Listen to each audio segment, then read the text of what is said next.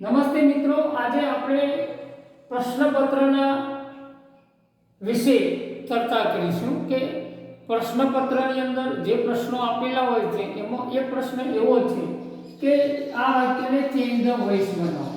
અહીંયા ત્રણ ચાર વિકલ્પો આપ્યા છે, પણ આપણે સીધી ચર્ચા કરીએ તો આ વાક્ય એક્ટિવ વોઇસ છે. એક્ટિવ વોઇસ છે એવું કેવી રીતે ખબર પડે? તો આ વાક્યની અંદર કર્તાનું મહત્વ છે, એટલે કર્તા પહેલા છે, બરાબર. તો કર્તા વાક્યની અંદર પહેલા હોય તો વાક્ય કર્તાની વાક્ય રચના છે, પણ જો કર્મ પહેલા હોય તો વાક્ય કર્મની વાક્ય રચનામાં જતું રહે. એટલે કર્તાની વાક્ય રચનામાં કર્તાનું મહત્વ વધારે હોય તો આમાં કર્તા આગળ છે. હવે વાક્ય પ્રશ્ન વિધાન છે. આ મિત્રો યાદ રાખો, વાક્ય પ્રશ્ન વિધાન છે. પ્રશ્ન વિધાન છે એટલે ટુ બી નું ક્રિયાપદ અહીં છે એ અહીં મૂકેલું છે, જો એટલે વાક્ય પ્રશ્ન વિધાન થાય. હવે આનો કાળ કયો છે? તો આ ટુ બી પ્લસ મુખ્ય ક્રિયાપદને આઈએનજી લાગે એટલે ચાલુ ભૂતકાળ છે. તો ચાલુ ભૂતકાળ છે એટલે આને પેસિવ બનાવવું હોય તો કેવી રીતે બને? હવે આટલી બાબત આપણે પહેલા સમજી લીધી. હવે શું કરવાનું? તો પહેલા કર્તા છે એ પાછળ જાય, કર્મ જે છે એ આગળ આવે. એટલે કર્મને તમે આગળ લાવો, એટલે આપણે અહીંયા કર્મને આગળ લઈએ, પણ એ પહેલા ટુ બી ક્રિયાપદ મૂકવું પડે. એટલે ટુ બી અહીંયા વધ છે, પણ એ હી છે એટલે વધ છે. હવે યુ આવવાનું એટલે વેર આવવાનું. આ યાદ રાખો, યુ સાથે ટુ બી નું ક્રિયાપદ સાદા ભૂતકાળમાં ટુ બી નું ક્રિયાપદ વેર વપરાય તો અહીંયા વેર આગળ આવે. હવે અહીંયા યુ છે, બરાબર. હવે આ નોટ છે, નોટ એ ટુ બી ક્રિયાપદ સાથે જ રહે છે એટલે આ ટુ બી ક્રિયાપદ સાથે આપણે મૂકીશું. ચલો, આટલી પ્રોસેસ થઈ ગઈ. હવે કર્તા પત્યો છે તો અહીં છે, તો કર્તાને તમે પાછળ મૂકી દો, તો આ કર્તા તમે પાછળ મૂકી દીધું. હવે વેઇટિંગ છે તો આ પ્રેઝન્ટ પાર્ટિસિપલ છે. હવે ચાલુ ભૂતકાળ હોય અથવા ચાલુ વર્તમાનકાળ હોય તો હંમેશા તમારે અહીંયા બી મૂકવું પડે, તો અહીંયા બી મૂકવું પડે. એટલે આઈએનજી વાળું આમાં આવી જાય, બરાબર. હવે શું થાય? તો અહીંયા વેઇટ છે એ વેઇટ થઈ જાય. આઈએનજી વાળું ક્રિયાપદ આમાં આવી જાય એટલે ટુ બી પ્લસ મુખ્ય ક્રિયાપદ આઈએનજી, અને અહીંયા પાસ્ટ પાર્ટિસિપલ ટુ બી પ્લસ પાસ્ટ પાર્ટિસિપલ, એટલે આ વાક્ય રચના પેસિવ થઈ જાય. હવે આ વાક્ય રચના જે છે એ પેસિવ બનેલી છે, તો પેસિવ બનાવવા માટે શું કરવું પડે એ પહેલા સિદ્ધાંતો આપણે સમજવા પડે. તો કર્મ જે છે એ આગળ આવી જાય, આપણે આગળ મૂકી દીધું. કર્તા જે છે પાછળ જતું, પાછળ મૂકી દીધું. એના આગળ બાય મૂક્યું, ટુ બી પ્લસ પાસ્ટ પાર્ટિસિપલ આવી ગયું, અને આ આઈએનજી વાળું છે એને બી મોલાઈ ગયું એટલે ટુ બી પ્લસ પાસ્ટ પાર્ટિસિપલ, અને આઈએનજી પ્લસ ટુ બી ક્રિયાપદ એટલે ચાલુ કાળ બને અને પાસ્ટ પાર્ટિસિપલ પણ આવી જાય એટલે વાક્ય પેસિવ રચનામાં થઈ જાય છે. ટૂંકમાં કર્તાનું મહત્વ વધારે હોય ત્યારે કર્તરી વાક્ય રચના, કર્મનું મહત્વ વધારે હોય ત્યારે કર્મની વાક્ય રચનામાં વાક્ય મૂકવામાં આવે છે. હવે બીજું એક વાક્ય છે. હવે એની અંદર શું કરવાનું છે સમજો કે ઓમિટ પ્રોપર વર્ડ. તો ઓમિટ એટલે કાઢી નાખવું થાય, તો આમાંથી પ્રોપર વર્ડ કાઢી નાખો, બરાબર. હવે I might can be able to help, હું તમને મદદ કરી શકું એમ છું. તો અહીંયા શક્યતા છે, પણ કેન અને બી એબલ ટુ, જો બી એબલ ટુ મૂકો તો કેન ના મુકાય, કેન મૂકો તો બી એબલ ટુ ના મુકાય.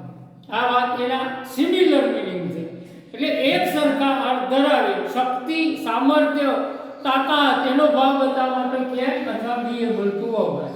બીજું, તમને એમ થાય કે કેન કાઢી નાખવું પડશે, તો બી એબલ ટુ કાઢી કેન રાખ્યું હોય તો ના ચાલે, તો ના ચાલે. કેમ ના ચાલે?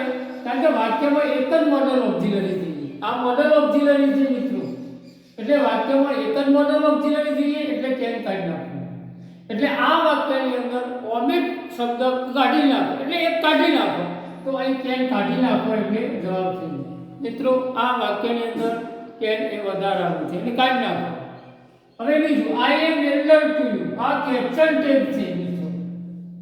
હવે ક્વેશ્ચન ટેગની અંદર જો આઈ એમ આવે તો અહીંયા હકાર હોય, ક્વેશ્ચન ટેગનો એક નિયમ છે. ક્વેશ્ચન ટેગનું ગુજરાતી થાય અનુપ્રશ્ન. ઘણી વખત કેટલાક લોકો એવું બોલતા હોય કે હું બોલી શકું છું, શું નથી બોલી શકતો? તો વ્યક્તિ પોતે પ્રશ્ન પણ પૂછે, સાથે સાથે એનો જવાબ પણ પાછળ જોડી દે.